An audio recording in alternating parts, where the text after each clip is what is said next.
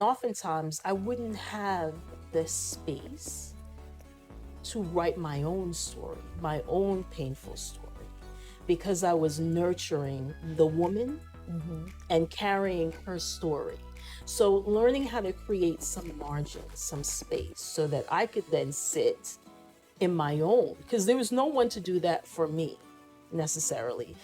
Initially, I relied on an author or an editor to do that for me, but when it became clear that we needed to go our separate ways, that was part of the birthing process where I needed to make some difficult decisions.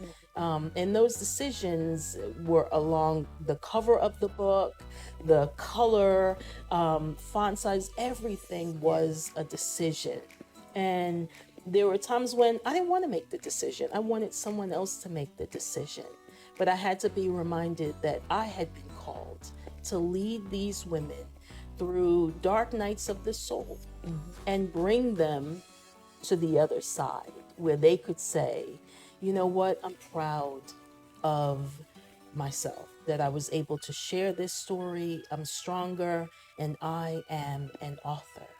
And almost none of them could say that at the beginning of the journey. They could not declare that they are an author. And now they're bold women, very bold. So what's next for you Wow, in terms what's of next? projects? So I enjoy getting together with each woman, and we're spread out throughout the country. But I enjoy getting together and doing authors talks with them.